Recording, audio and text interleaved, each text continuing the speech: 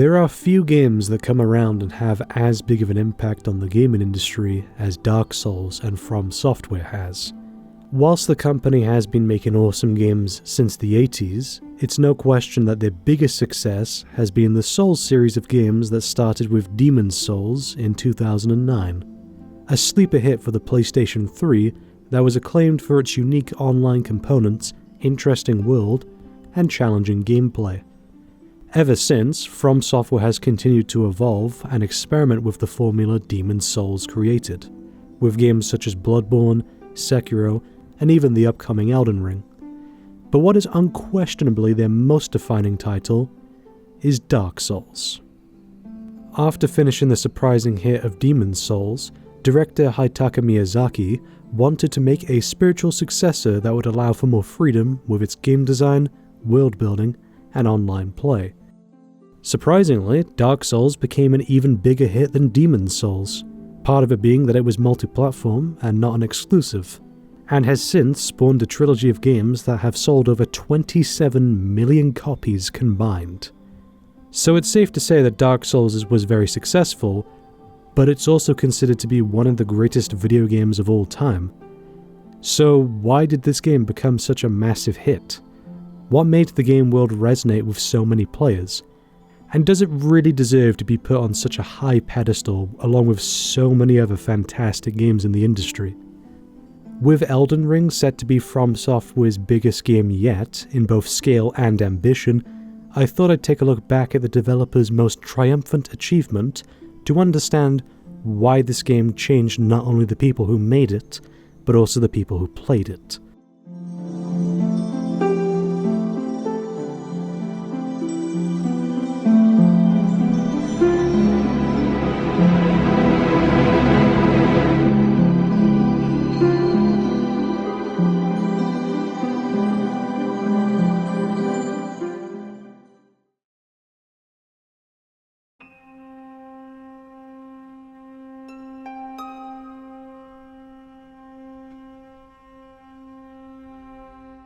The game begins with an awesome pre-rendered cutscene explaining the backstory of the game.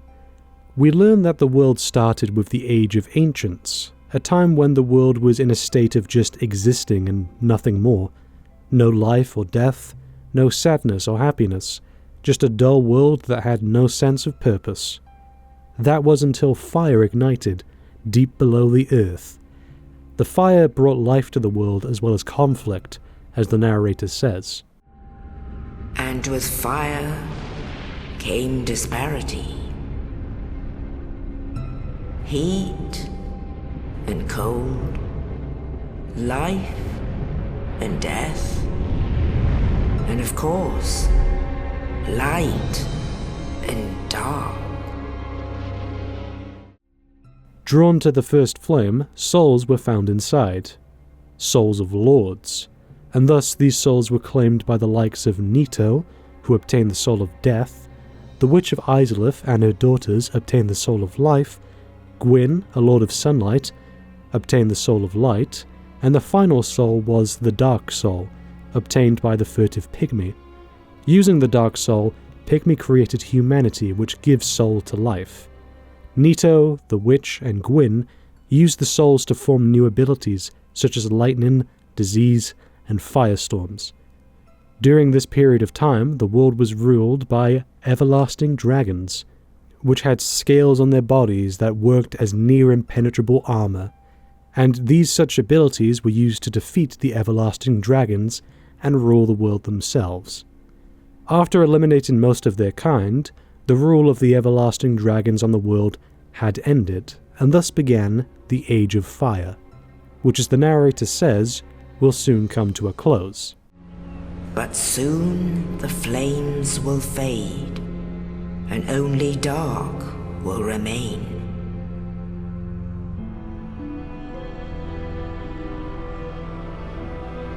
Even now, there are only embers, and man sees not light, but only endless nights. The visuals on display do an amazing job at contrasting the different states of the world and each status of the lords. It also manages to explain a lot of backstory in a short period of time without it feeling overbearing. And I think that's mainly due to the sentence structure used.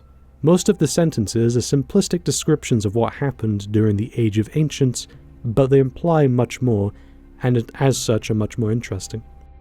Mystery and curiosity is the biggest intrigue of all, and so taking a less is more approach to storytelling works better. Before the game has even started, you have a lot of interesting events being described to you so that you understand the world that you're about to inhabit has history to it. But you still have so many questions, such as, what happened to the everlasting dragons that survived the conflict? How did the lords with their new powers rule over the world? And where do we fit into all of this? The game starts, and it's then explained that we're playing as someone who has been cursed as an undead. People who are undead can never really die. They'll always come back. They're stuck in a cycle of life and death, and thus many undead are locked away, waiting for the end of the world. It's a scary thought to have. Imagine being stuck here surrounded by nothing but the idea that all you can do is keep living and dying over and over until there is no way to come back. That is the fate of our character.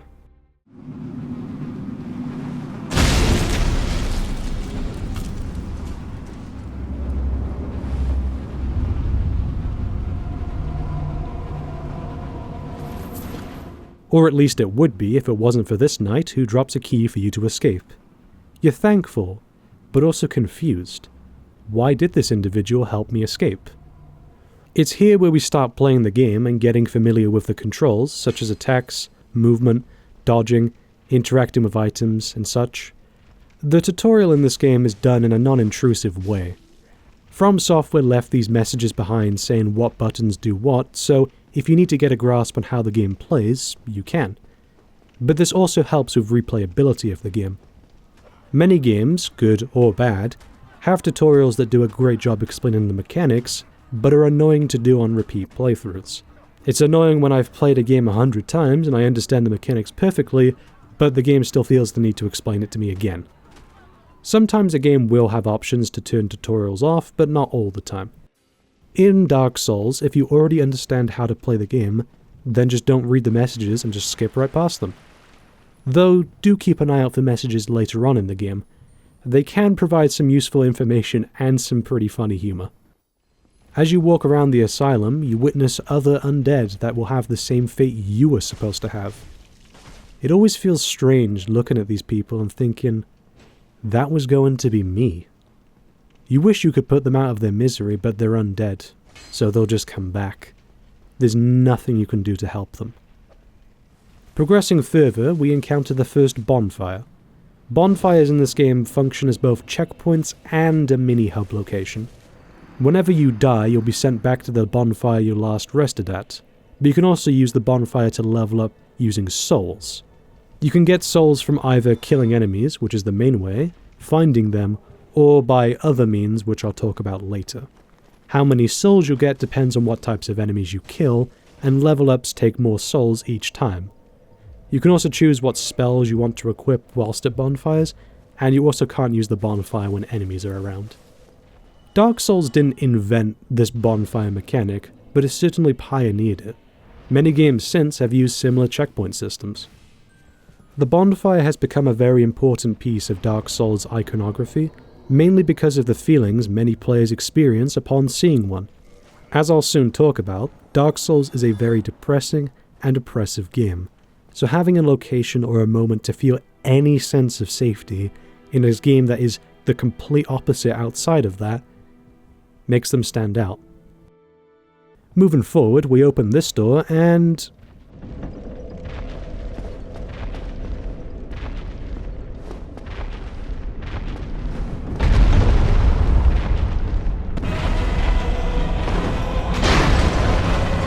my sword only does 2 hits of damage? No thanks, I'm out. Exploring the asylum more leads to you finding a shield and a shortcut back to the bonfire, as well as a better weapon. This is important because this applies to every area of Dark Souls.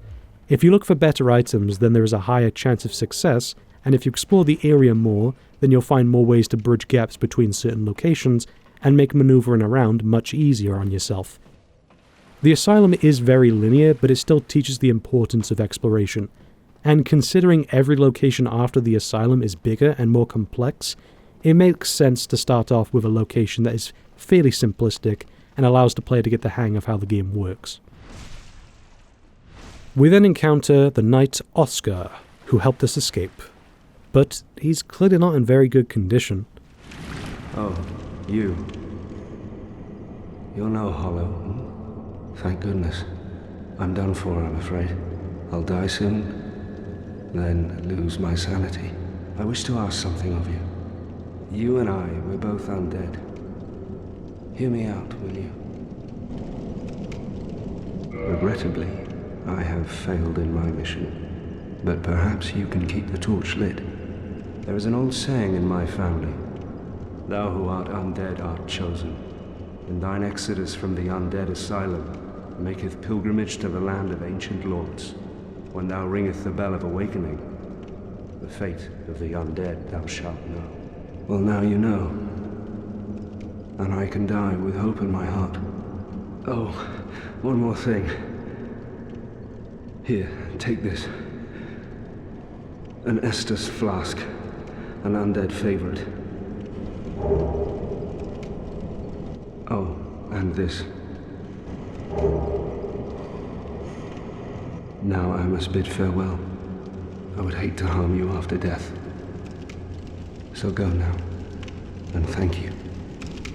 You can also kill him to get the Estus Flask, but you're probably a psychopath if you do. The Estus Flask is a healing item in Dark Souls with a finite use. Your health bar is basically the mistake meter and how many mistakes you're allowed to make before you're dead. You can negate these mistakes by drinking Estus, but there is a limit, and even then, it won't always heal you back to full health. It allows the player to make up for mistakes while still punishing them for doing so. Plus, when you drink Estus, your character stands completely still and it takes a second before they heal, meaning that you can still get hit whilst trying to heal, so you're not always in a position where it's appropriate to do so. You need to look for a window of opportunity to do so, which incentivizes the player to get better at avoiding damage, since not only do they have a limited amount of times they can negate the damage enemies give to them, but they also have to put in effort to nullify the attacks from enemies and the impact it will have on them moving forward. It's a great system that allows for mistakes but rewards better play. If you're better at Dark Souls, you can make more mistakes because of this system. It's not explicitly told why Oscar is in the Undead Asylum, but it's implied that he was trying to free the undead trapped here in the hopes one of them would ring the 2 bells of awakening, which will become our next goal as soon as we leave here. So to avenge Oscar and to achieve our goal, we'll need to beat this demon. As a first boss, he's alright. He works in teaching the player what to expect going forward from bosses, such as how to deal with bigger enemies, how to dodge large attacks, and how to deal with area of effect attacks. He's not very challenging or deep, but it's the beginning of the game, so he really shouldn't be. If the first boss of Demon Souls had the same difficulty and complexity as Alent, then it would have been too much for the player too early. So having a fairly simplistic boss at the start works. It's why most games do it, and it's why Dark Souls does it. Progressing past the Asylum demon, we come to a cliff with no signs of escaping. That is before a giant bird comes in and grabs us, taking our undead protagonist to Filing Shrine. The Asylum works well as an opening for Dark Souls. We're given enough lore and story to be invested, but only very little drips of it here and there to keep the player wanting more. The mechanics are explained in a non-intrusive yet understandable way. The player is taught important lessons on exploring the levels and obtaining items, and they're taught how to fight bosses. But, as many people would agree, Filing Shrine is where the real game begins.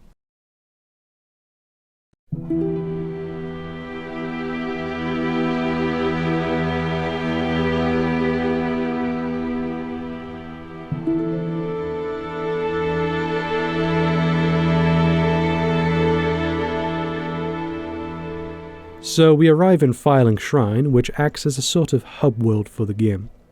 The first thing anyone playing this game will notice is the calm, relaxing, and pleasant atmosphere of the shrine, especially the music.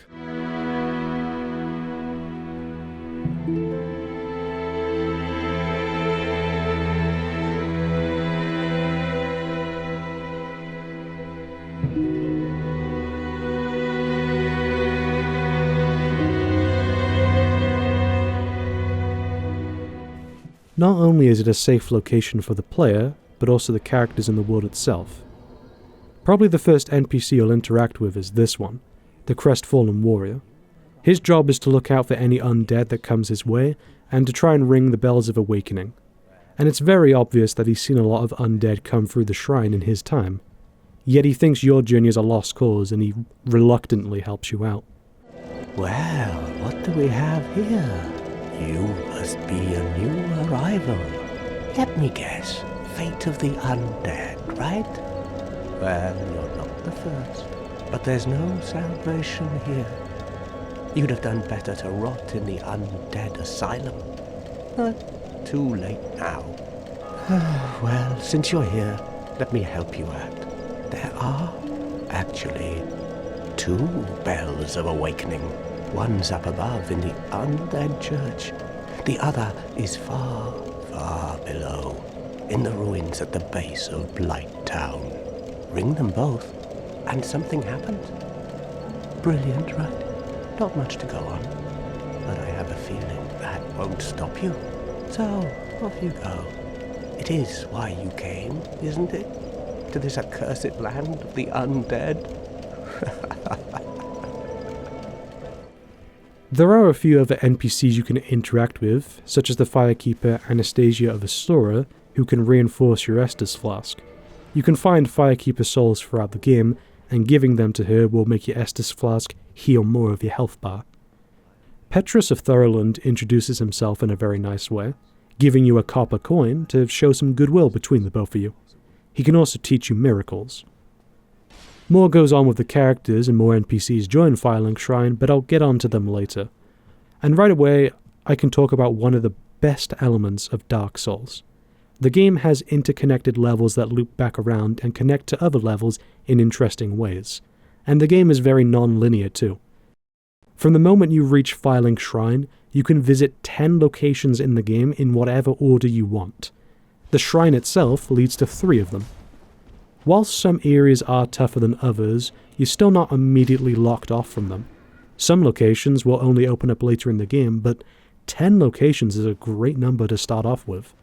This makes each playthrough of the game unique, as players will often tackle areas in different orders, and as I'll soon talk about, the order in which you visit locations can have a big impact on the game and story.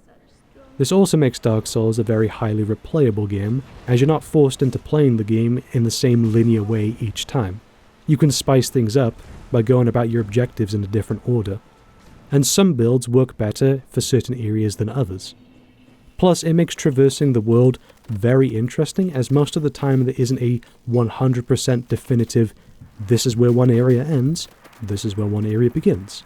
You have the name of the area pop up every time you enter it, but it can connect and loop back to another area in a way that doesn't really make it feel like a separate location.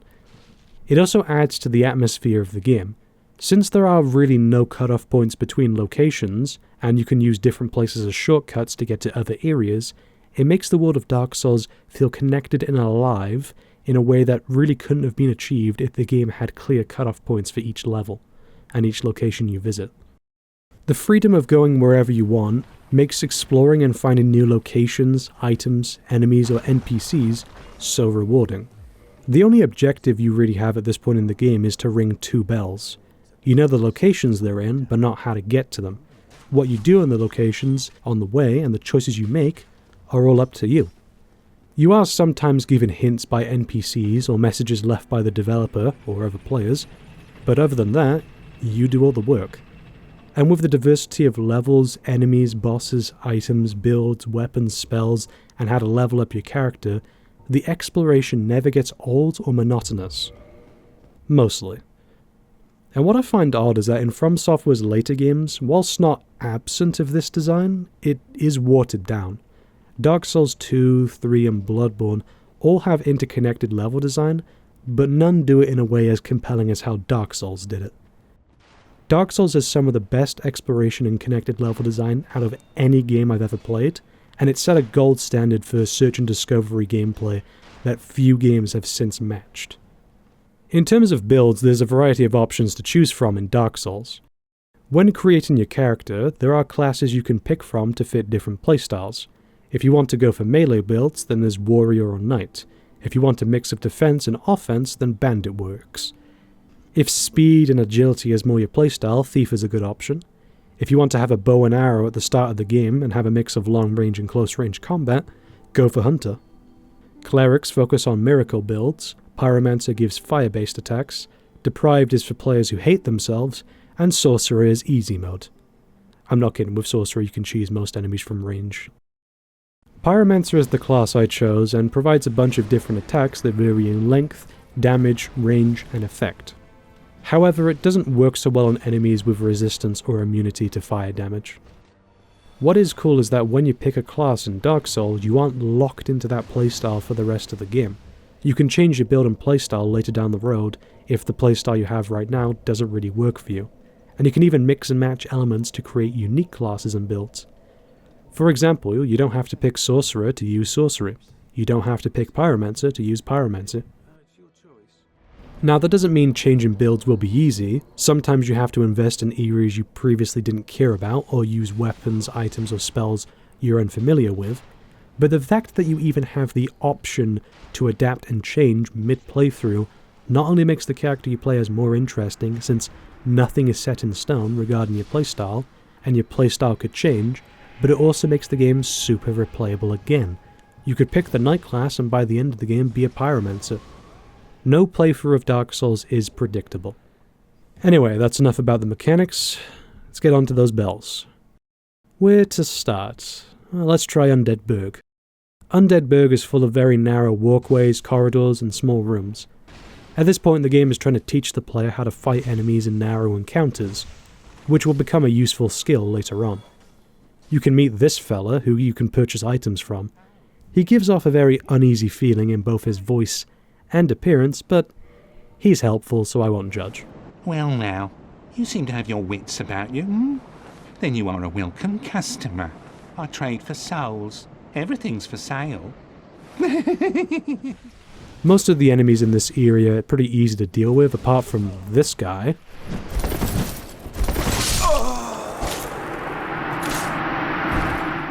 But it's more about the way they're implemented into the level itself. Blocking most routes and archers shoot you from above. We head upstairs and then this big boy appears.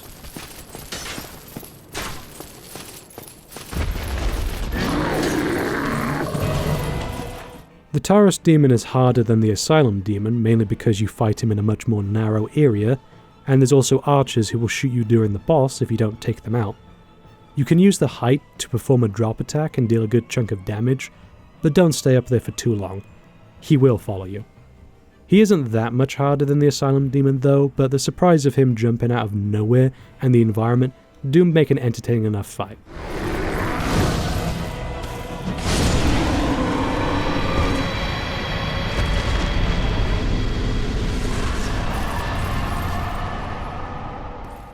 After taking down Mr. Big, we meet with the man himself, Solaire of Astora.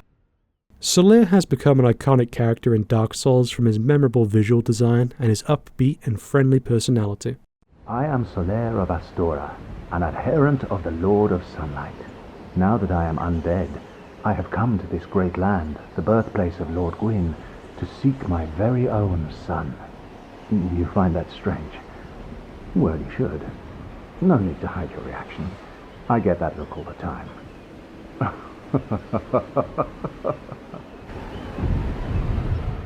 He wants to help you along your journey as he himself searches for his own son. He also gives you the White Soapstone, which allows you to co-op with other players. Now, Dark Souls actually has co-op to it. In order to play co-op, you have to not be hollowed, and then someone puts down a summon sign, and you summon them to your world. Now, you may think it might make the game too easy, and in some cases it can, but the game does try to compensate, as the more players that join, the less damage you deal to enemies. And joining someone else's world only affects their world. If you help them beat the boss in their world, it doesn't affect the boss in your world. Speaking of which, you can't summon other players if you've beaten the boss in the area you're trying to summon them in. However, when not hollowed, you can also run the risk of being invaded by other players. Players can invade your world and battle you, and if they win, they get humanity, which adds more meaning to those who choose to help you.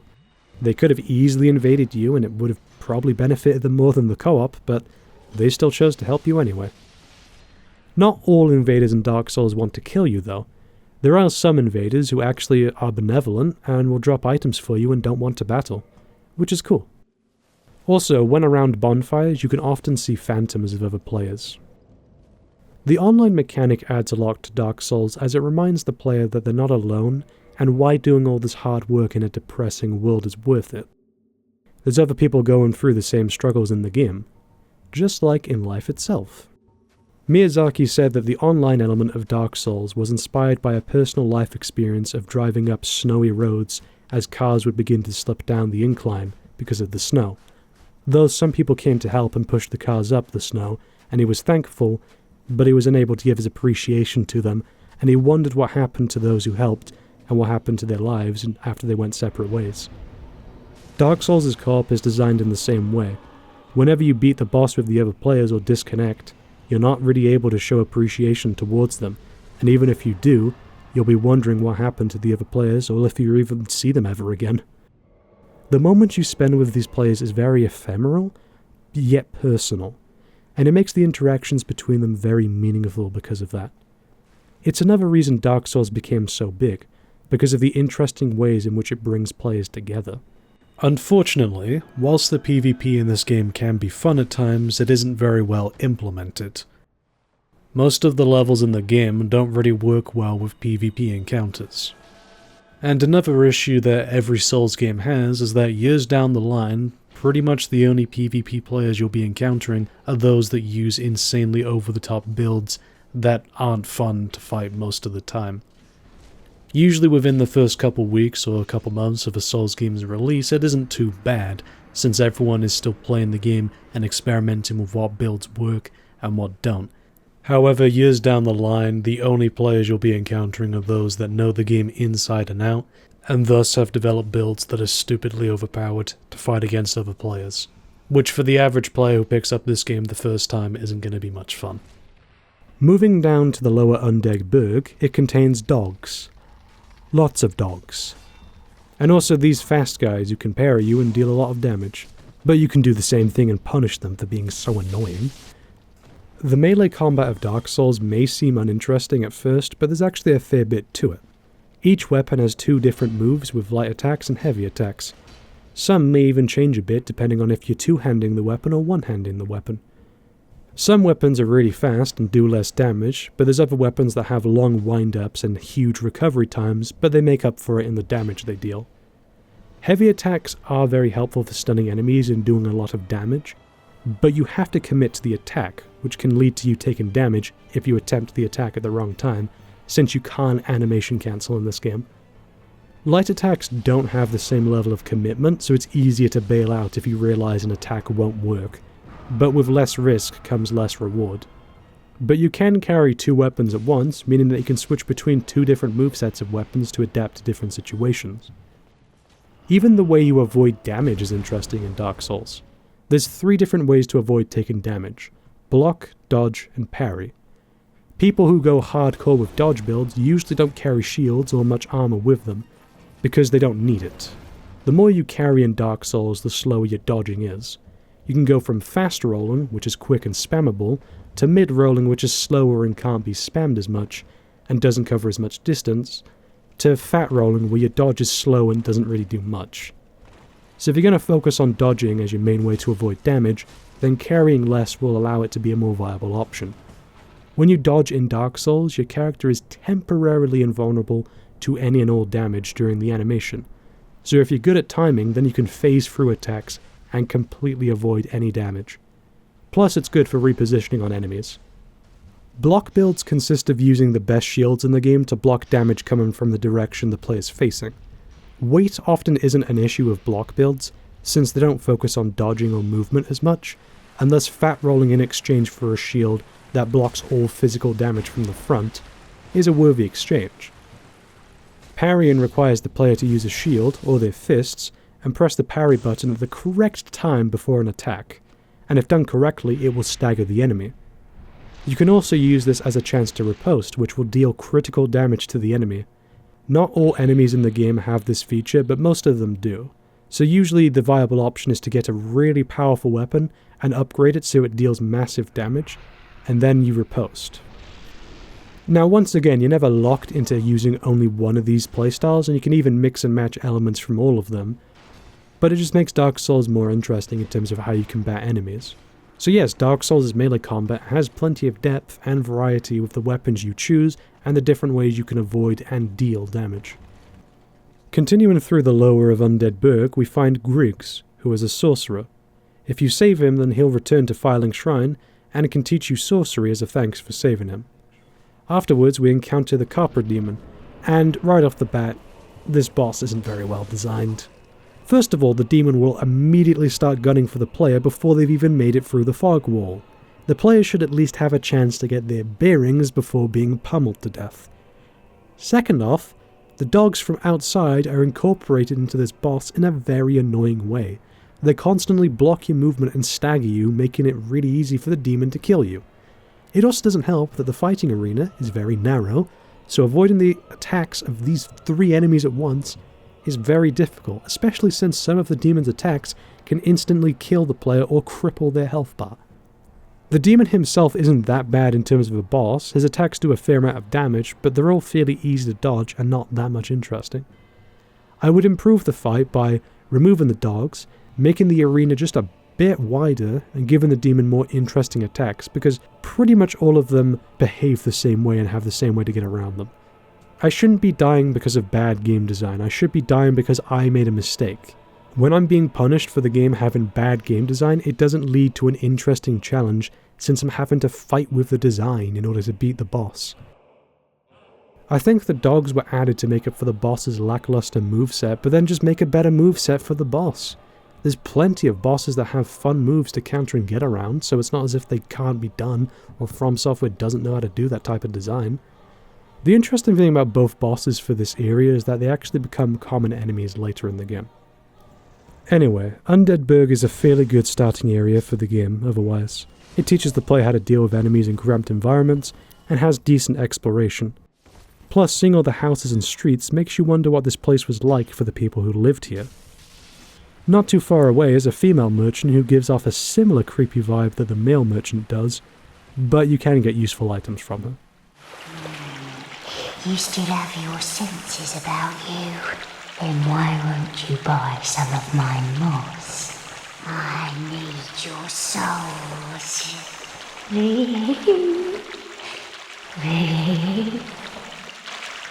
By the way, I want to talk about what I think makes a good boss fight in a Souls game, because I don't want to have to keep bringing it up multiple times throughout the video. The way I define what makes a good boss fight in a Souls game is 1. Does the enemy have readable and understandable moves? Is the player able to understand the differences between each move and what certain moves are going to do, such as range, distance, and effect? 2. The boss needs to have a decent variety of moves to keep the fight interesting. If they only have 1 or 2 or a couple moves, then it gets stale very quickly, since the player doesn't really have much to work with. 3. They need to have good hitboxes. The character model needs to be a good indication of the hitboxes, and also the effects need to be a good indication of the hitboxes. It's so the player has a good idea of where the attacks are going to land and the area of effect. 4. The bosses need to allow for multiple playstyles. Now, they don't have to account for every type of playstyle in existence, however they should at least account for a different couple playstyles so that there's a variety of ways the player can take on the boss, and lead to more interesting replayability on different playthroughs. 5. The boss needs to be balanced. The boss should have clear strengths and weaknesses. For example, you may have a big boss that is slow but does a lot of damage. It may have attacks that have weak tracking on the player but do a lot of damage. It may have attacks that have strong tracking on the player but have weak damage. Its attacks and movement may be super fast, but every time it does an attack it has a large recovery window to allow for damage from the player. Or maybe the boss is very slow with its attacks, but it recovers very quickly. Just some examples by what I mean. Now of course these conditions aren't very strict, and there's a bunch of different bosses that you can create using these methods, so when I say a boss is good in Dark Souls, it means it ticks the majority of these. If it's bad, then it doesn't.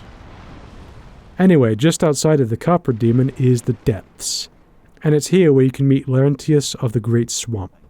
If you save him, he'll return to Filing Shrine, and he can teach you pyromancies. This happens a lot with NPCs in Dark Souls. You'll save them, and they'll make their way back to the Filing Shrine where you can interact with them. And it adds incentive for the player to look around, that they can find NPCs that are super useful to them, as they can give them really good spells or items. Plus, they all have unique personalities and different goals that you try to accomplish. Some love to greet you, some want you to go away, some feel indifferent, some just want to kill you, and some of them even have their own quest lines. You can never be sure of what type of interaction you're going to have when you meet an NPC in Dark Souls, keeping you on your toes. The Depths itself is a pretty okay level. It's mostly full of rats and funny tricks. It can be a little bit hard to get your bearings, but through persevering you can get the hang of it. I do like the atmosphere of this dark, wet and cold place that is riddled with pests, and every step you take is a step further into the filth. It's a place nobody would want to end up in or die in, and that makes it all the more unnerving the longer you're down there. The Gaping Dragon boss is underwhelming though. He has a cool design as it's a dragon mixed with body horror. Apparently this is because he was one of the everlasting dragons that was corrupted by the first flame, which led to this thing. And the boss arena is a pretty good size to fit the player and the boss, but the issue is that he doesn't provide that much of an interesting challenge. All of his attacks are way too easy to dodge, and some won't even reach you depending on your position. And even if they do hit you, it's really easy to find a window to heal. And if you have lightning or heavy weapons, then his health disappears quicker than my search history when my mum walks in. I just wish this boss was more challenging. I get he is a fairly early game boss, but that doesn't mean there shouldn't be challenge, it just shouldn't be overwhelming. Now, from the Depths you can go straight to Blighttown, but considering how infamous Blighttown is and how every NPC describes it as worse than death, we'll leave it until later. For now, let's head to Undead Parish. Now, let me tell you, this place does not get off to a good start. This stupid dragon comes down and burns everything on the bridge, damaging you and staggering you, and it's annoying to try and get past him. You can kill him by standing under the bridge and shooting his tail with an arrow, but that's boring and takes forever. You can get him to come down and fight you, but his attacks have such a big area of effect that it's nearly impossible to beat him in that condition, especially early in. If you go under the bridge, then you can use a passage to get to Undead Parish, where you're immediately greeted by a bull in armor. He is fast and does a lot of damage, but each of his attacks have long wind-ups, so it's a fair fight. Undead Parish has an interesting design to it, in that it has a very linear way to progress that is blocked by gates, and so the player has to constantly take different pathways around the gates to go on the other side and unlock them. And off to the side we can meet Andre of Astora. Andre is a blacksmith who can upgrade your weapons and infuse them with abilities such as magic, lightning, fire, and so forth. And if you bring him embers, then he can create specific weapon types. Andre has a calm but very upbeat tone, and since he helps you be more successful in battle, you can't help but smile every time you see his big beard greet you. Well, you must be a new arrival. I'm Andre of Astora. If you require smithing, then speak to me. Just don't ever attack him by accident, he will drop kick you to death. Not far from him is Sigmar of Katarina. Oh, forgive me. I was absorbed in thought. I am Siegmeyer of Katarina. Quite honestly, I've run flat up against a wall. Or a gate, I should say.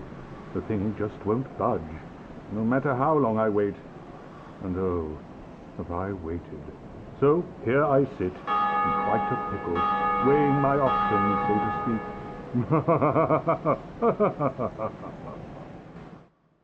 speak.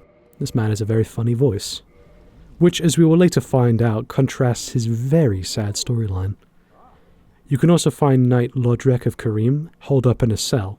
Why is he in a cell? Should we let him out? Well, time will tell. For now, it's time to ring the bell on top of the church, but not before the bell gargoyles try to stop us. This is a good boss fight. It starts off fairly simple, with you learning how to dodge his attacks and windows to deal damage, but halfway through, another gargoyle joins in, and this is where the real fun begins. Taking on both at the same time is very hard when using lock-on, so the game is teaching you to not always rely on lock-on in some situations, because it can be a hindrance.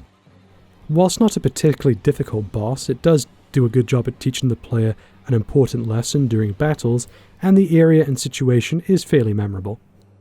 After dispatching of those, we make our way up to the tower and ring the bell.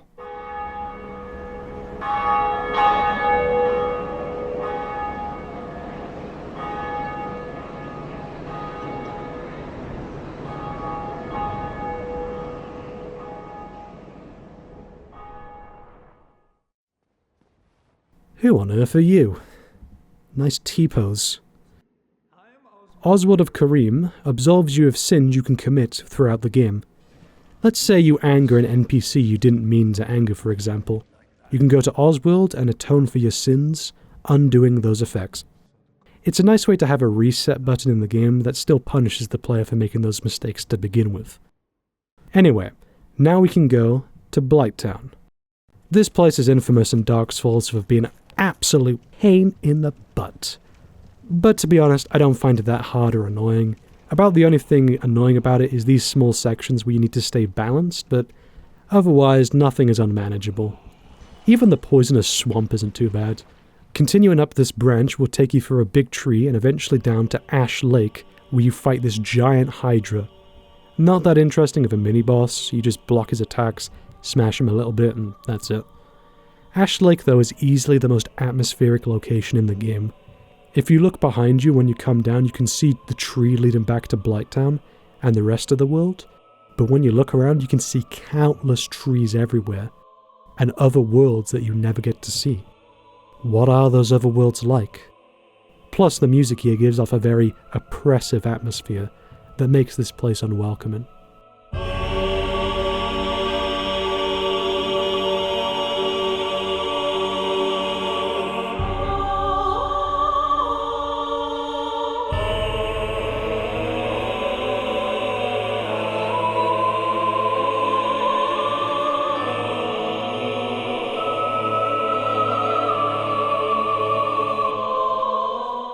If you make it all the way through Ash Lake, you'll find the last everlasting dragon just sitting there, a reminder of the world before light. Anyway, it's time to get back to Blighttown and ring that second bell. As we arrive, this creature appears. Ooh. Chaos Witch Kulag switches between sword attacks and fire attacks. She often spits lava that will stay on the floor for a period of time, limiting the player's mobility options. But once again, she's not very challenging as a boss. The idea of her being able to limit where the player moves in combat is interesting, but all of her attacks are fairly easy to dodge even for a first-time player. The only one that may catch players off guard is this Ear of Effect attack, but otherwise, she doesn't put up that much of a fight. I only died to her a few times. After defeating her, we then ring the second bell, opening up Sen's Fortress. There's actually a third bell to ring, it's the one under this video. Just below this bell, though, there is something disturbing. We find the sister of Kulag, known as the Fair Lady, and her servant Engie. As it turns out, these two were actually the daughters of Izalith, whose bodies became fused with demonic spiders after the first flame. Now Engie, as you can tell, isn't doing so good, and a lot of other people in this area aren't doing so good. This is because many followers of the witches became afflicted with a blight pus, and it seriously messed up their bodies. The Fair Lady tried to save him and sucked out the pus, yet in doing so made her severely ill, and she also became blind. Now normally if you try and talk to her, you can't understand her, but if you equip the Old Witch's Ring, then you can actually understand her dialogue. Quelaag, my dear sister, the eggs, it hurts. They've gone still. I am afraid it may be too late. I am so sorry, dear sister. I'll be fine. I have you, dear sister. But promise me that you will take care of yourself. The reason why her sister was attacking you is because she was trying to defend her sister. The Fair Lady is very weak and ill, and thus her sister fought against any trespassers to keep her safe, and Engie is devoted to her for saving him even though he can't communicate with her. So you just killed the Fair Lady's sister even though she just wanted to protect her last living sibling. Now that her sister is gone, what will stop any harm from coming to the Fair Lady? What can this woman do to defend herself now? Whenever you beat a boss in Dark Souls, you're always satisfied and happy you overcame the odds, until you look into the backstory behind the bosses and realize you're doing some messed up things sometimes. In fact, Dark Souls' story and lore is pretty interesting in the way it's told.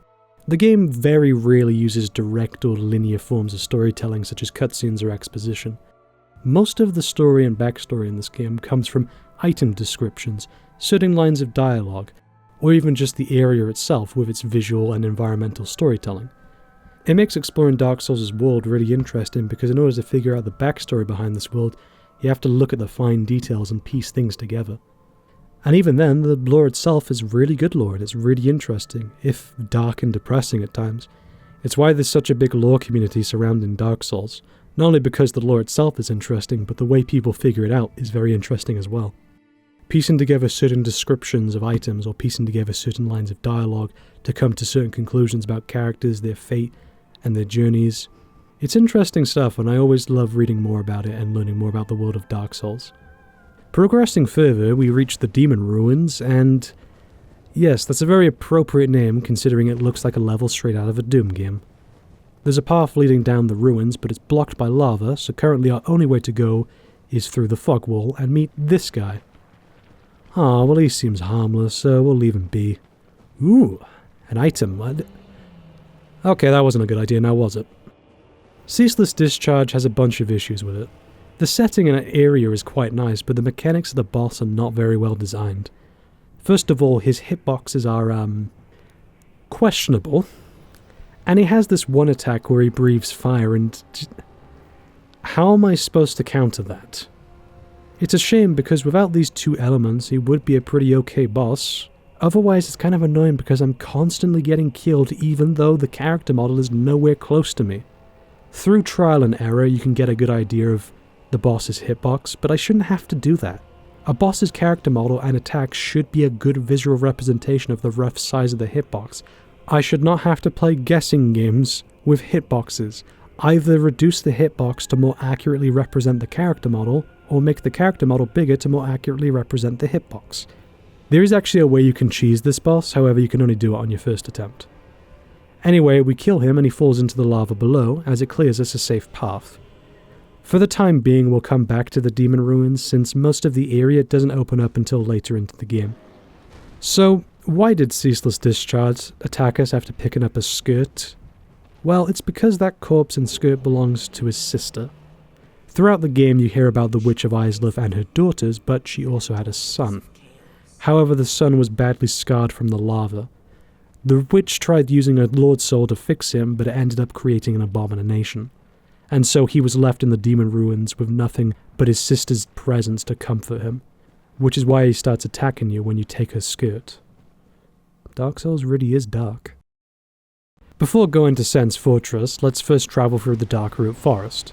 Our first experience with this place is another Hydra.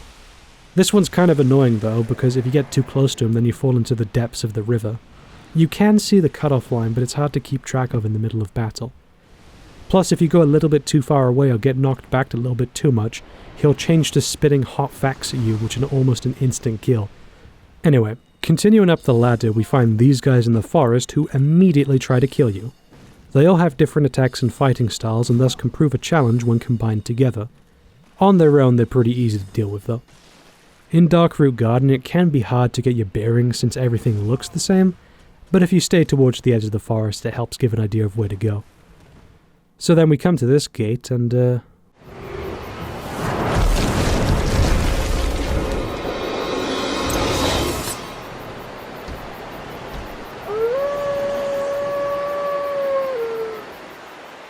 listen, I don't have any Scooby snacks, stop harassing me.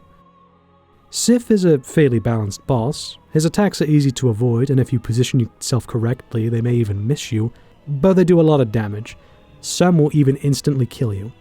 I like the tension of the fight because no matter how far you get, Sif can negate that progress really quickly if you're careless. Plus some of his attacks are very quick, and so you'll need to train your reaction time. Towards the end of the fight, Sif is visibly worn out, and his attacks are very slowed down. He doesn't have the energy left to fight you.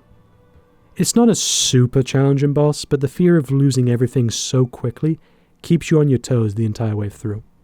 Now, normally I would talk about Sif's backstory here, but his lore ties into another character, so it's a bit premature to talk about it right now. Not too far from this area is the Moonlight Butterfly, which is a cool boss fight if you have long-range attacks, not so much if you don't. The only time she's close enough to do melee damage is when she comes in to charge up an explosion. Otherwise, there's zero opportunities for melee combat. On the one hand, I do like breaking up the tradition of most bosses with one that flies around and focuses more on ranged combat, but on the other hand, I pity someone who only focuses on melee combat walking into this fight. For the time being, let's head back to Firelink Shrine and, oh, hello. This is Kingseeker Frempt, who was awakened by both bells and is looking for Gwyn's successor. The crestfallen warrior soon leaves Firelink Shrine because of the awful smell Frempt gives off. Did you ring the second bell? That is incredible, I must say. But now we have a new problem. It's noisy, it snores, and its breath is lethal. This is no laughing matter, I tell you. You can then find him in New Londo Ruins gone hollow. Going hollow in Dark Souls is a key point in the game and a narrative. In terms of gameplay, going hollow prevents you from interacting with the online portion of the game. From a narrative point of view though, it's darker. It's not clear what exactly causes someone to go hollow in Dark Souls, but from many examples in the game, we can make judgment. Most people in Dark Souls fear going hollow, as when you do, you lose your sanity and your free will. However, for some reason, the crestfallen warrior seems to desire it. People generally go hollow from lacking motivational goals. For example, the crestfallen warrior's purpose is to look over any undead that come to Firelink Shrine to see who the chosen undead will be. But since we've rung both bells, it's clear we're the chosen undead, and because of that, he doesn't need to look over any new undead that may come. He has no more purpose, and so without purpose, he goes hollow. Siegmeyer of Katarina is a character you encounter throughout the game, who is always stopped by some sort of barrier. Now, you, the player, do indirectly help him get past these barriers, but in doing so you rob him of adventure or triumphs, and thus you rob him of pride. And in one of the 3 endings to his quest line, he will go hollow, and he even turns on his daughter, who has been searching for him, and she kills him, weeping over his body. Now, of course, you can prevent this, but it's a representation of what going hollow means. You've probably noticed that most of the items you get in Dark Souls are from undead corpses. Now, you can view this in a meta way, that these bodies represent the players who gave up on their journey and stopped playing the game. You could even argue that going hollow is a representation of depression. In the real world, without goals, pride, or success, we often lose our way and are devoid of meaning because of it. People who have no motivation to keep going or have no idea of where they're going or what they're doing often feel empty inside because they don't have purpose. There are many videos and posts written by people who talk about their experience with Dark Souls and how it helped them get through things such as depression and suicidal thoughts. There's a really good post on Reddit by Lucid State that I'll link in the description. In Dark Souls, you're told to never give up and keep trying in the face of adversity. You get knocked down many times, but you always get back up, no matter the circumstances. And you may look at the world of Dark Souls and wonder, why would anyone keep going on in a place like this? It's full of nothing but pain and misery. But that isn't true. You're reminded of people such as Soler or Andre, who are welcoming faces. They're people who are always focused on their goals and never lose sight of their purpose. Soler wants to find his own son, which is why he goes on this dangerous journey to seek meaning and purpose. And Andre has his purpose as a blacksmith, helping those who travel through undead parish. You're reminded that there are friendly faces in the world, and even friendly faces of other players who play this game. As said before, when you're around the bonfire, you can often see images of other players, reminding you of the struggles you're going through in the game. Everything you're going through, they have to experience as well. Other games such as Nier Automata and Death Stranding have features reminding the player of other players who are playing the game and the struggles they're going through. The point is that Dark Souls is a game that makes you experience loneliness, but those same feelings is what keeps players connected and motivated to keep going. Just like in the real world, you may often feel alone or without purpose, but it's those same feelings that connect you to others, and by proxy, you're not alone. It's another reason Dark Souls has a profound effect on its players. It teaches them never to give up, no matter the odds, and that no matter how oppressive and alone the world may feel, you can still make it through it, and there are other people who will understand what you're going through just as much because they've experienced the same things. So it's no wonder Dark Souls has helped many of its players through hard times, considering the lessons it teaches. It's funny how a fantasy game about killing demons and dragons can feel right at home and so comforting to so many. So moving forward, let's not lose sight of the reason we're doing this. Our next destination is Sen's Fortress, which is where Dark Souls becomes Troll Souls, with narrow platforms and objects that knock you off. You're always on edge whilst in this place because every corner you turn, something can kill you. Or the game just does it funny. You can use the environment to your advantage though, as there are multiple arrow traps that deal massive damage to you, but they can also damage enemies. And you can push enemies off the edge or let them get hit by boulders.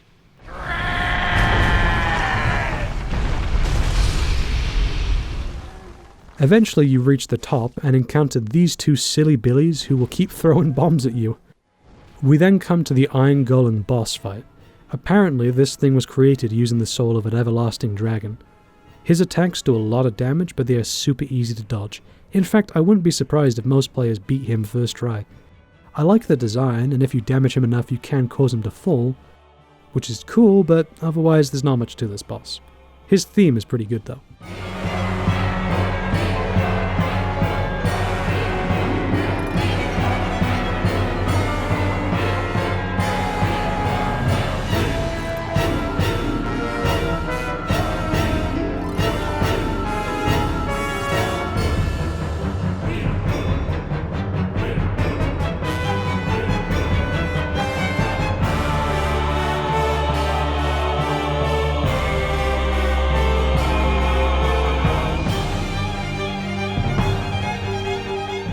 It's from here, though, that we're able to reach the arguably most beautiful location in Dark Souls, Anor Londo.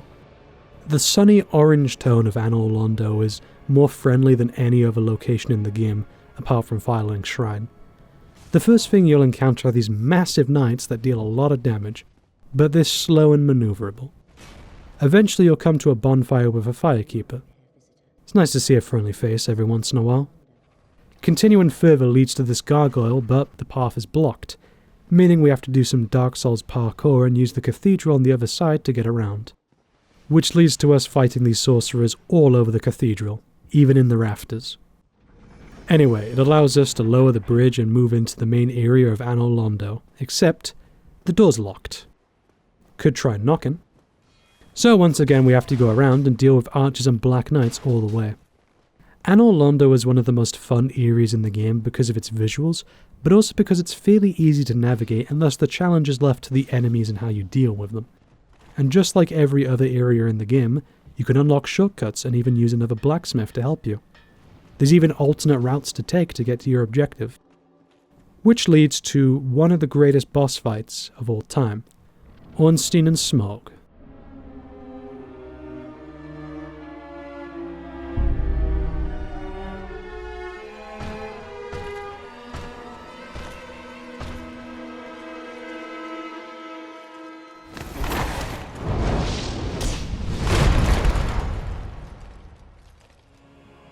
Ornstein was one of Gwyn's most trusted knights, and Smaug is an executioner who is also a rejected knight of Gwyn.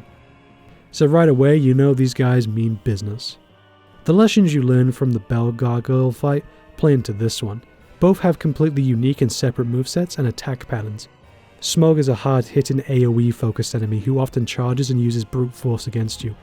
Ornstein is quick and nimble with a lightning spear and can close the gap very quickly. Having to alternate between both on the fly is a challenge, and you have to be constantly adapting to the situation. And it's not as simple as waiting for the enemy to swing, dodge, then attack, because then there's another one that can attack whilst the other is recovering. You can be seriously punished for bad timing and positioning. and even when you lower one of their health bars, the one left standing will absorb their energy and become a more powerful version of themselves. I have 1 hour and 40 minutes of footage of me dying to this boss over and over and over again. I got close so many times until it came down to this. I have no health left, I'm out of Estus, and I don't even have any humanity to heal me. And Ornstein is nearly dead. I'm so close, but that can all disappear with one swift move. Until...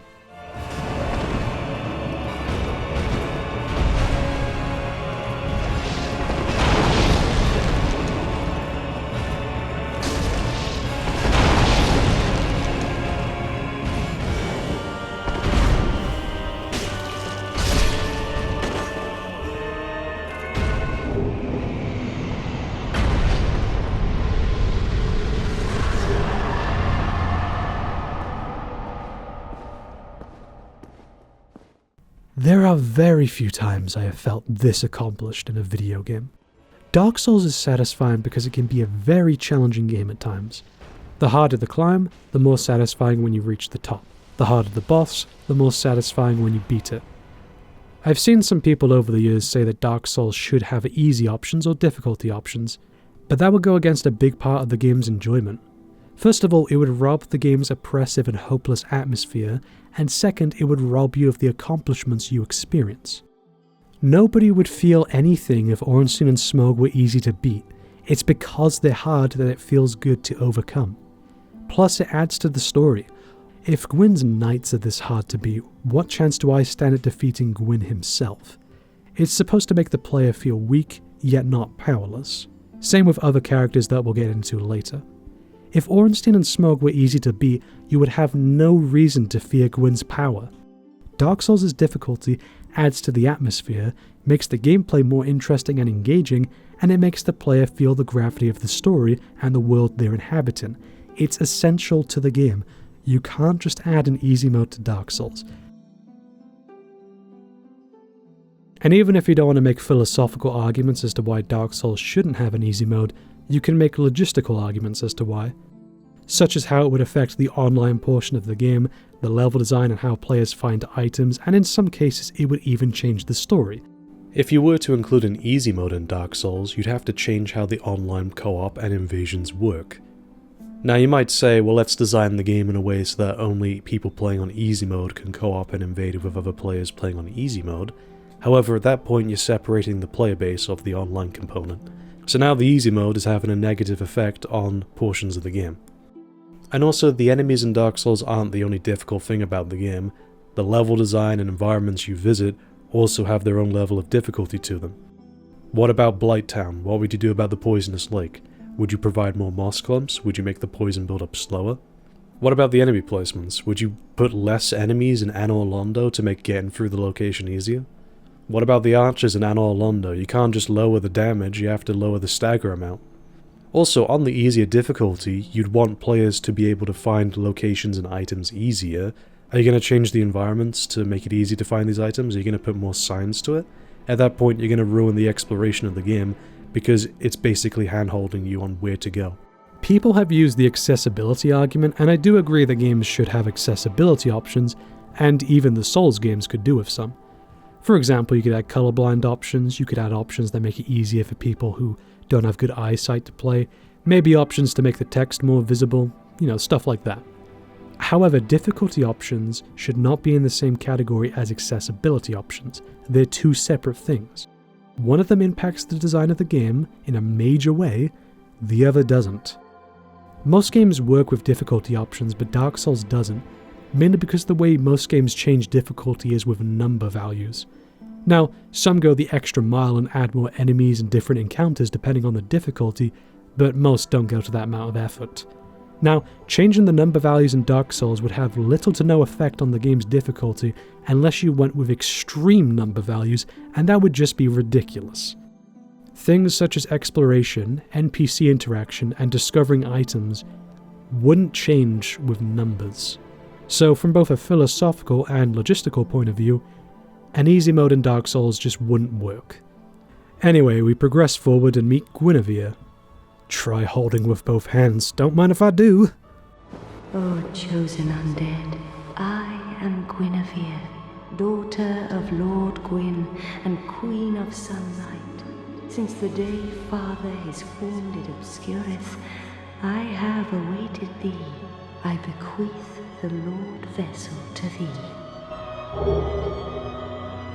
and beseech thee, succeed Lord Gwyn, and inheriteth the fire of our world. Thou shalt endeth this eternal twilight, and avert further undead sacrifices.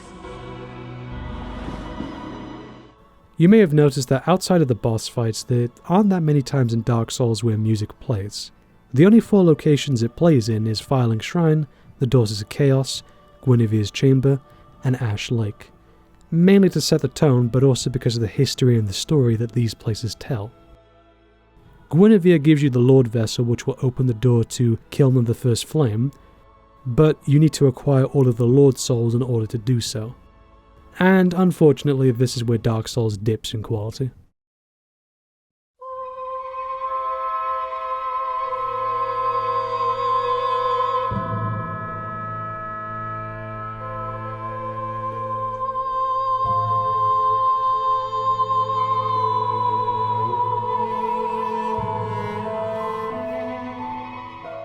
So in order to open the door, we need to get the Lord Souls from Nito, the Witch of Izalith, and Seath the Scaleless.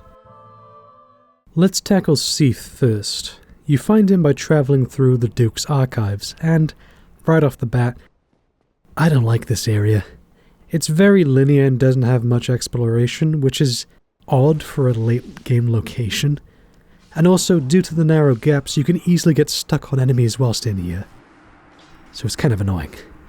Now, most players will head straight to the top and fight Seath, but this is actually a troll fight where you're meant to die and then respawn in prison. You can avoid this, but I do find it humorous. From here, you move up and down the stairs, going through the cells, looking for a key to a big door in which you return to the archives. From here, it's pretty easy to figure out where to go, and the next challenge is the Crystal Cave, which has invisible pathways that lead to different items and areas. Crystals fall from the ceiling onto walkable paths, and so you can figure out where to go. However, some of them are quite narrow, and it can be a bit frustrating to navigate. Anyway, we then come to meet Seath and one of the easiest boss fights in this game. I beat him first try, and he's a late game boss. His attacks are super easy to evade, and really the most dangerous thing he can do to you is curse you. If you get fully cursed, it's an instant death. Most people recommend high curse resistance, but even though I had low resistance, it didn't pose that much of a threat. So yeah, this boss is a letdown, especially considering how cool of a backstory Seath has. Seath was one of the everlasting dragons, but he wasn't born within near impenetrable scales, and thus he was viewed as weak by the rest of his kind. This led to him betraying his own kind. Gwyn rewarded Seath for this by giving him access to the archives, which housed books on sorcery, and Seath was very interested in sorcery, which is also why you see a lot of sorcerers in the archives. He used sorcery to create things such as the Moonlight Butterfly, so he was a very powerful creature. Too bad he wasn't powerful enough to escape being a mediocre boss. There is actually a secret location in Dark Souls called the Painted World of Ariamis. This is actually a world inside of a painting that was created to escape the terrors and the horrors of the world. Though the Painted World didn't do much better itself, as you can see when you arrive. In order to get here, you actually have to return to the Asylum by hiding in a nest for 15 seconds. Then you return and there's more enemies than there were before, and there's even a new boss. Well, I say new, it's pretty much the Asylum demon from the start of the game, but with a few more moves. In the cell that you started the game, you can find the Peculiar Doll, which will allow you to access the world. In this world, there's a bunch of different enemies.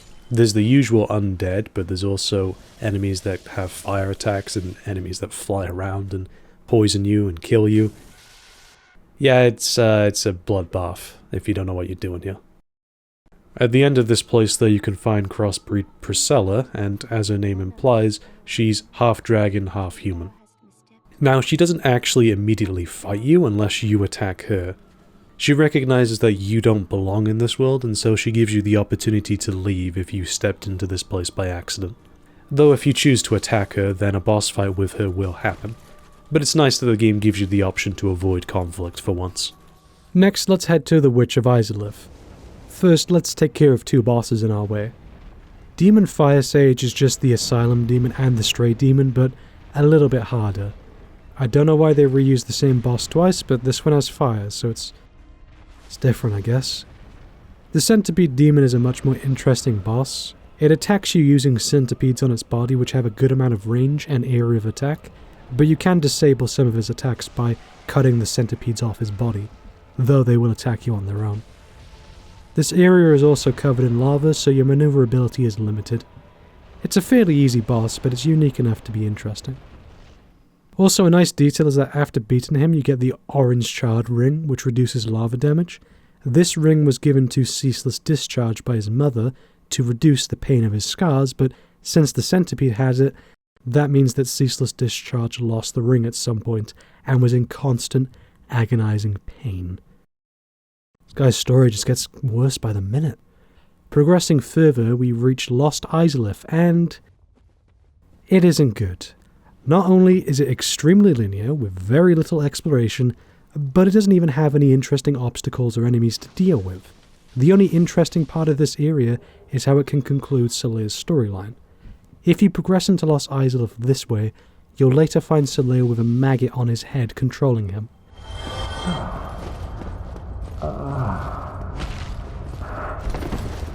Finally, I have found it. I have. My very own son. I am the son. I've done it. I have. Yes, I did it. I did. Oh. Oh.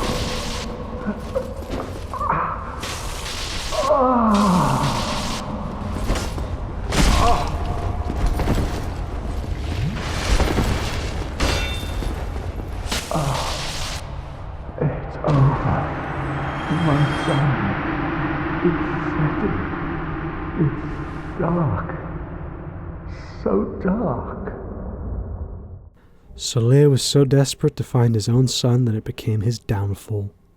You can prevent his death by making sure he doesn't find the maggot, but even so, it's an unfortunate fate for our jolly friend. Continuing further, we find the Witch of Asylum. What the hell is that? Welcome to the worst boss fight in the game. I can barely even call it a boss fight. You move to different parts of the arena and destroy some balls. Meanwhile, the floor collapses and the witch's arms try to kill you. This boss could have worked if Dark Souls was a platformer, but it's not. It's an RPG game. The Bed of Chaos is what the Witch of Asylum turned into after tampering with the flame, and throughout the game you see the effects it had on her daughters, and so it's no surprise that she got the worst of it. Now let's break this up with a good boss fight. The Four Kings. So in order to fight the Four Kings you need to enter the Abyss. However, the Abyss kills and corrupts anything that touches it. However, when you kill Sif, you get a ring that allows you to walk the Abyss, and you can also hear about the legendary Artorias, who walked through the Abyss. So it's not impossible. And here you find the Four Kings. This boss is cool since you're in a pitch black room and it's hard to tell distance from the enemy and yourself.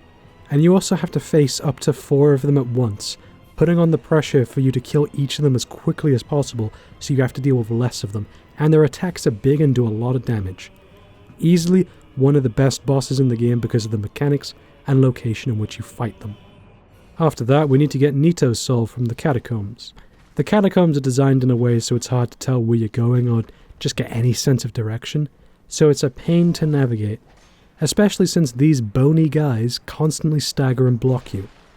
I'm a skeleton and this game is making me hate my own kind. We do meet a friendly skeleton on the way though.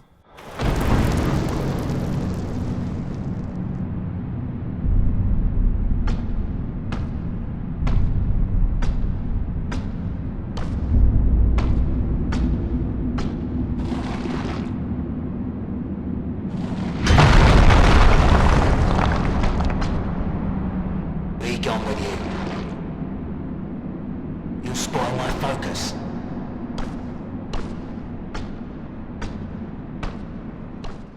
And just outside is even more annoying guys who stunlock you into oblivion.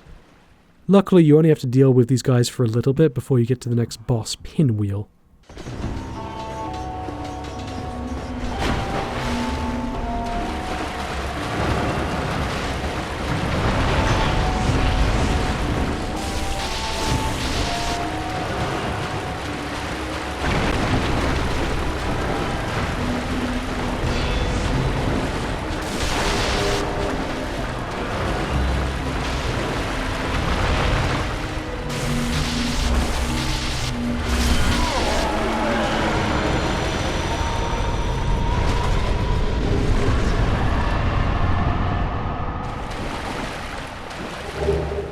Yeah, that's all I have to say about Pinwheel. You do get the Rite of Kindling, which allows you to kindle one of your bonfires further. We then go to the Tomb of Giants, where visibility is heavily limited.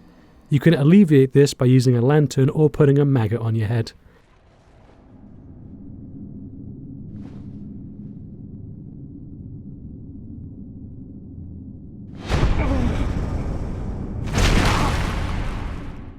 Yeah, good one, mate. It's also here where we can find Retha Thoroland and her two protectors Vince and Nico, and their fate. You can meet all of them at Filing Shrine earlier in the game, and they'll talk about a mission that they're going on, and this is how their mission ended up. They went hollow protecting Reef on this journey, and your only choice now is to kill them.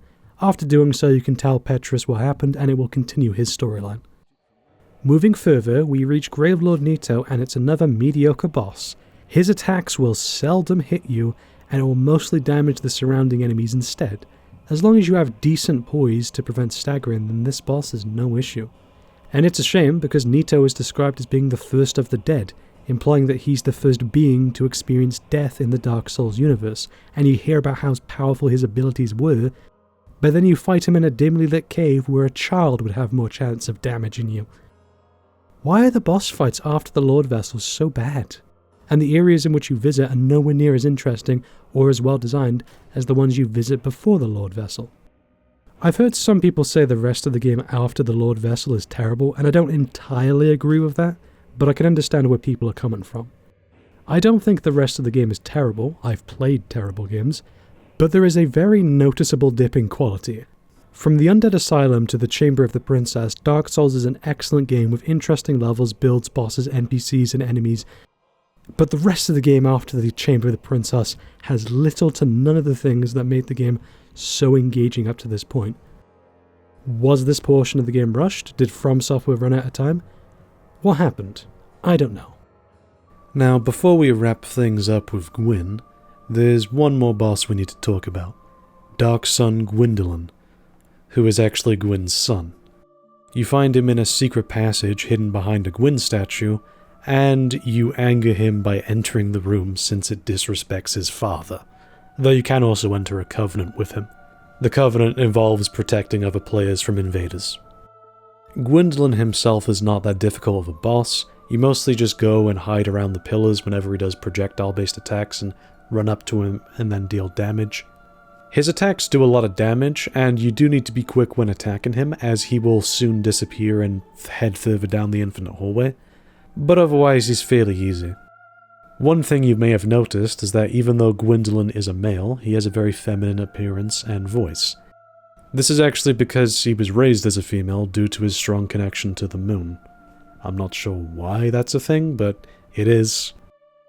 Maybe FromSoftware just like feminine men. I mean, they did it again in Dark Souls 3, so who knows. After obtaining all the Lord's Souls, we return to Filing Shrine, and depending on what you've done throughout the game, most, if not all of the people here will be gone. This place once made you feel safe and comforted. Now it's a reminder of all that you've lost on your journey. We return to the Lord Vessel with the souls, and the door opens. You see visions of Gwyn's knights pass by, and you actually get to fight them as well. We keep progressing through this ruined area until we see him, the Lord of Cinder himself, standing by the flame, waiting for us. It is time.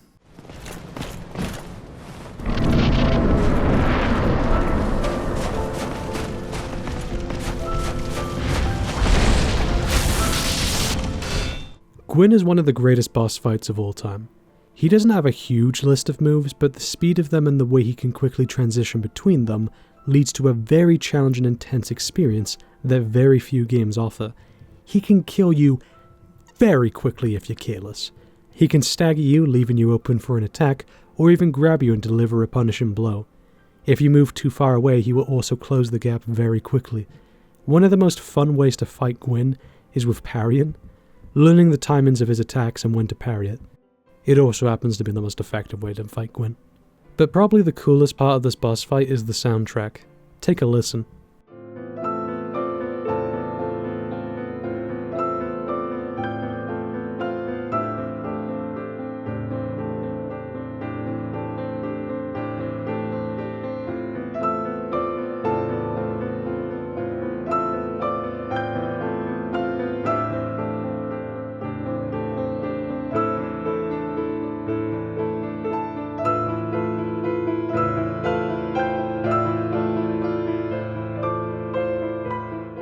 Sounds a bit weird, doesn't it? Well, that's because none of the black keys on the piano are used during his theme. Take a look at this cover by Rue's piano, and you'll see.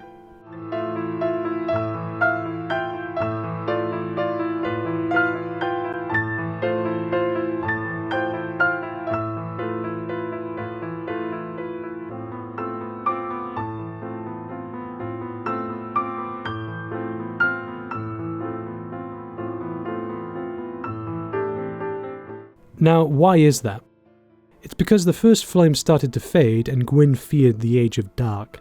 The Witch of Asylum tried to recreate the first flame, but as you can see, it didn't go so well.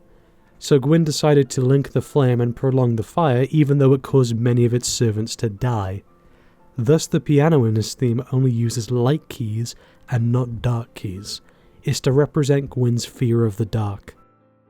Gwyn is an amazing boss fight and a terrific way to end the game. Now there are two endings to Dark Souls, one where the player can link the flame and sacrifice themselves to it, or you can become the Dark Lord that will usher in their Age of Dark. Now at first it might seem as if there's a clear good ending and bad ending, but that's not really the case in Dark Souls. If you sacrifice yourself to the flame, then you're going to make the same mistake Gwyn did. Whilst the Age of Fire was a very nice time in the Dark Souls universe, it's what brought the most pain and misery to the Dark Souls universe, and therefore prolonging it is only going to make it worse. In fact, Gwyn prolonging it only brought issues. At that point all you're doing is just trapping the world in an endless loop. The Age of Dark is the natural course of the world and thus may seem a better ending, however there's no guarantee that you'll become the Dark Lord of anything, especially in the barren world of Lordran.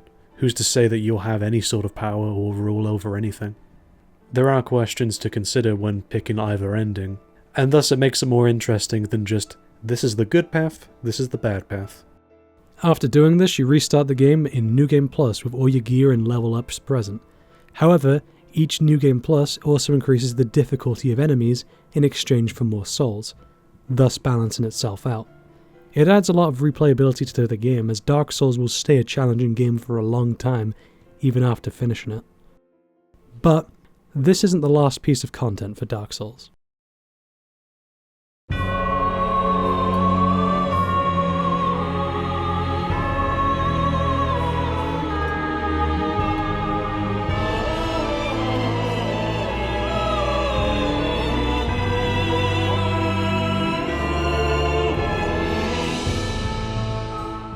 So in October 2012, a year after the release of Dark Souls, a DLC named Artorias of the Abyss was released.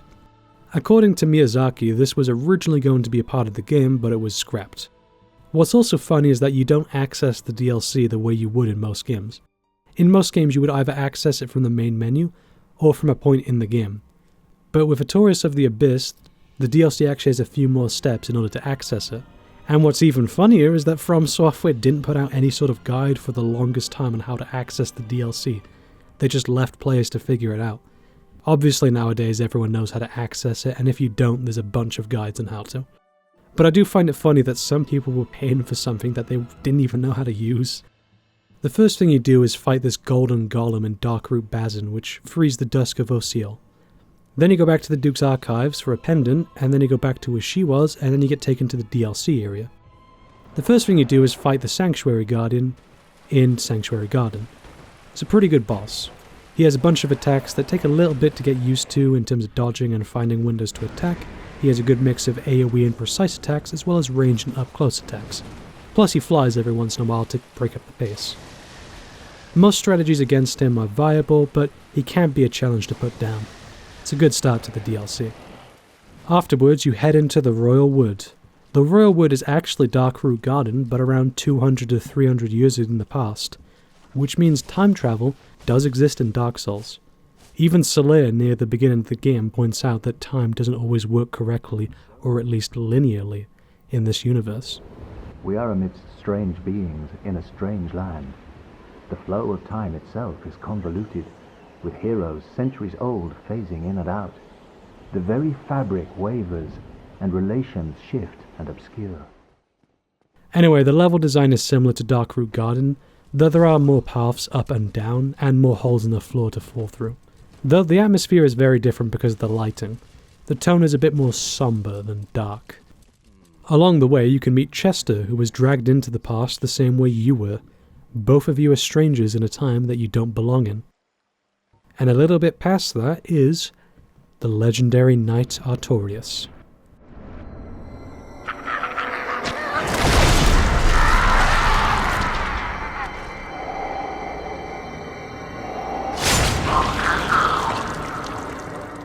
The knight you've heard so much about, how powerful he was, and how he was able to walk the abyss, and how he was one of Gwyn's 4 knights?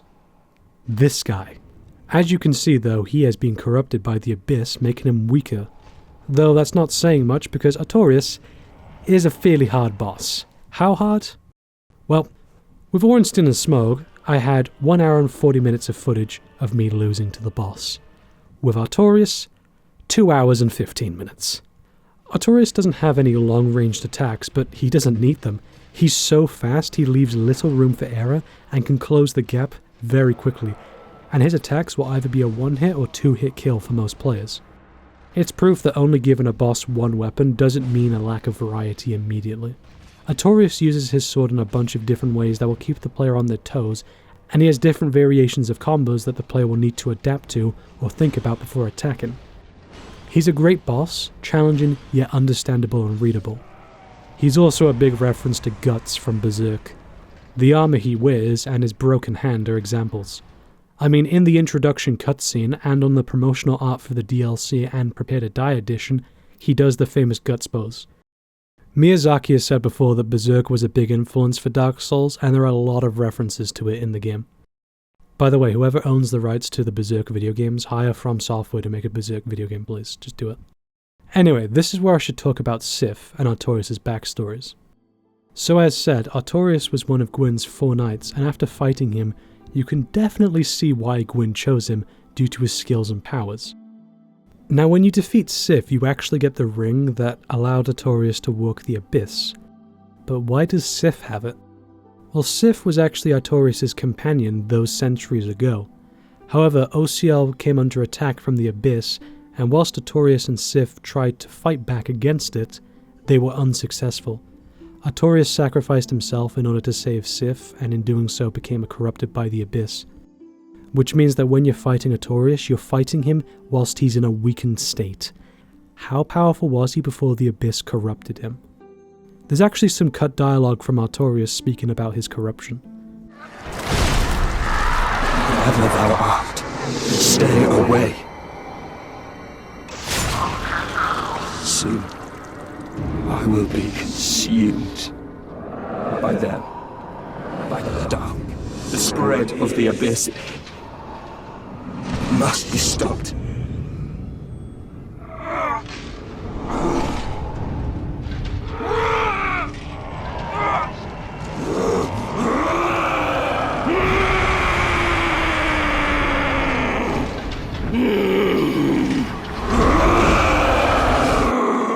It's also why Sif is using Artorias' sword during the boss fight, and it's why you fight him in the same location you fight Artorias. It's his grave, and Sif is protecting the grave of his master from any trespassers. Now I feel worse for killing Sif, poor guy. However, whilst we're here, there's another character we can interact with. Up the stairs we can find Goch. Goch is an interesting one. Goch is an interesting one.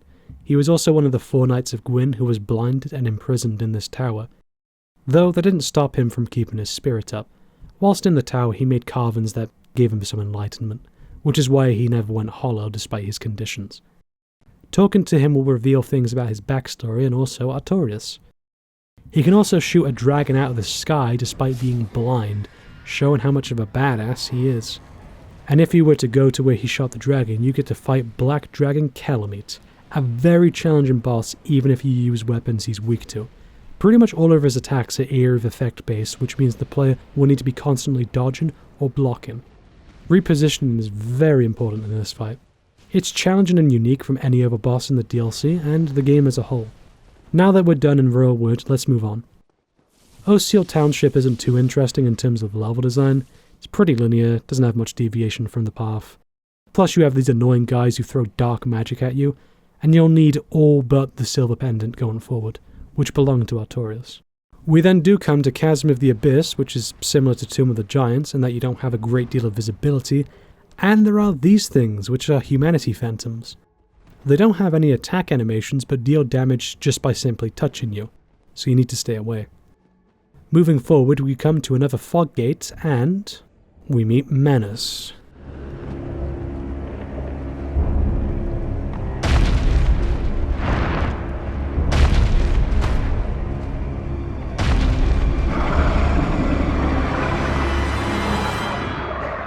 Manus is responsible for the Abyss as he sought the broken pendant which the player now has, and due to his obsession with the pendant, he lost his sanity, and now he's a monster who corrupts all around him, which also makes him responsible for Artorias' fate. Manus is a really good boss fight, good mix of attacks both short and long range. He's readable and understandable, which I can give praise for considering you fight him in a dark cave.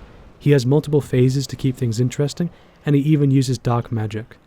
It's a fun boss to close off the DLC with. After beating Manus, you can find Dusk laying on the floor and crying. It's clear she was being held captive by Manus. You can also find Sif in the chasm being protected from dark magic by Artorias. And if you meet Sif in the DLC before fighting him in the main game, there's a different cutscene that plays at the boss fight.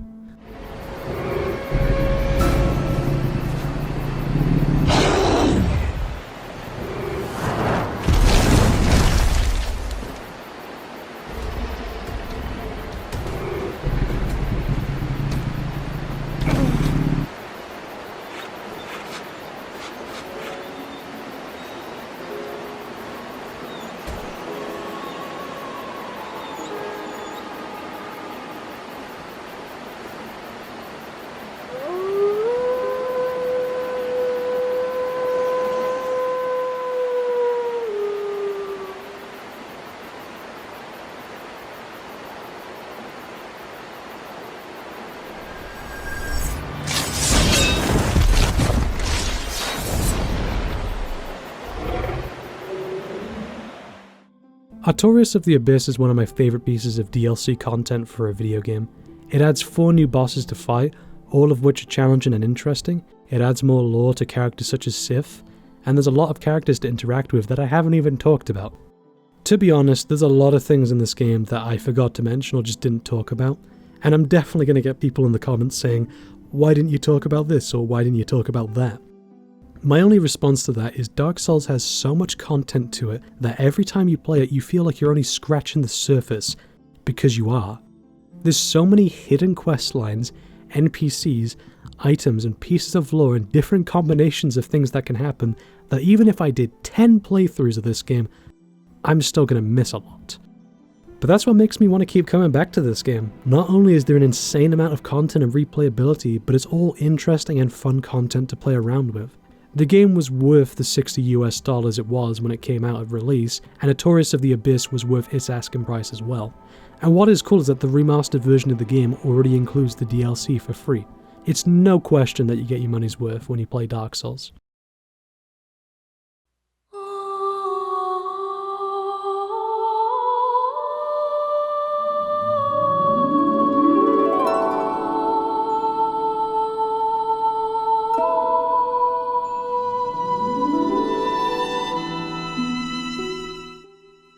Dark Souls is a flawed yet wonderful game that I can't stop thinking about. The second half of the game is a big dip in quality, but despite that, it doesn't devalue many other aspects of the game. The gameplay has so much variety of playstyles.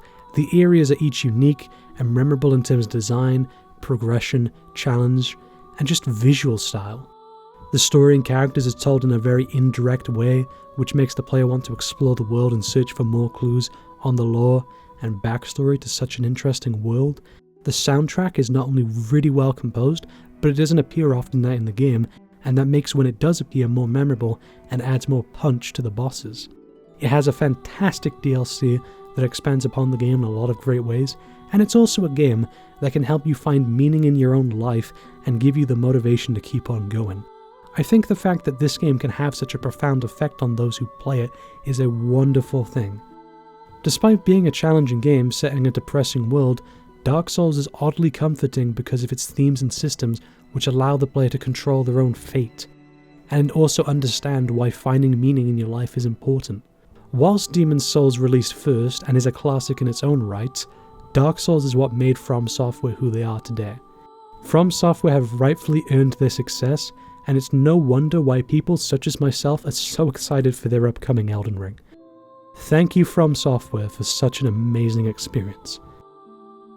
Play Dark Souls, and experience this masterpiece of a game at least once in your life.